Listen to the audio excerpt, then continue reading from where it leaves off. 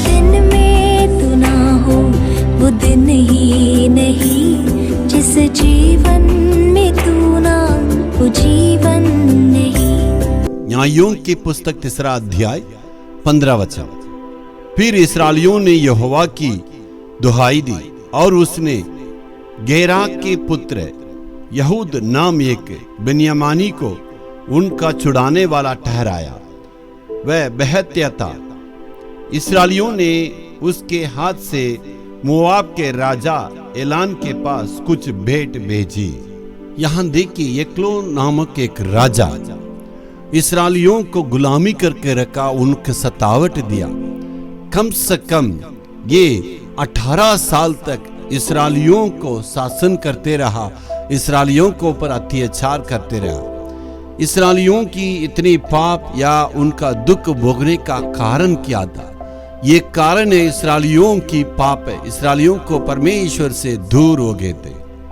5 से 8 वचन तक इस्राएलियों की पाप के बारे में वर्णन किया गया। उन्होंने क्या क्या पाप किया है, उनकी पाप के बारे में एक लंबी सूची दी गई है।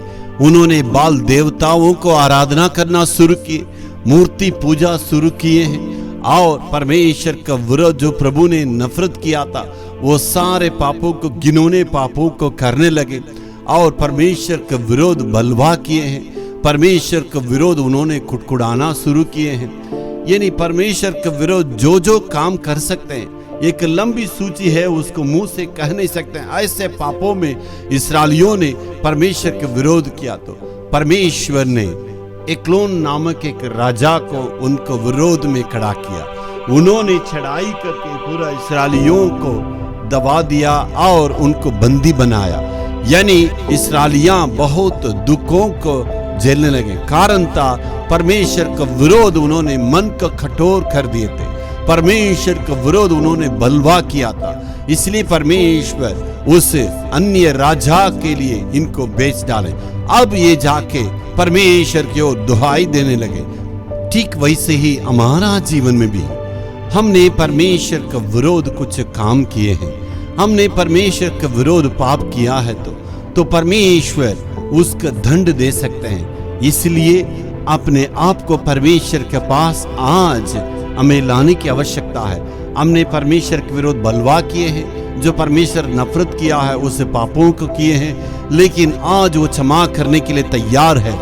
यदि परमेश्वर के पास अपने पाप को अंगीकार करेंगे तो परमेश्वर हमारी प्रार्थना को सुन के हमारी मुसीबतों को छुड़ा सकते हैं, हमारी दुखों को छुड़ा सकते हैं, हमारी परीक्षाओं में परमेश्वर विजय दे सकते हैं। जैसे इस्राएलियों को परमेश्वर ने छुड़ाया, वैसे ही आज भी आपके पापों से छुड़ाने के लिए परमेश्वर तैयार है। यदि पूरे दिल से अर्पण करेंगे तो परमेश्वर आपके लिए नए जिंदगी को दे सकते हैं। Hallelujah, hallelujah.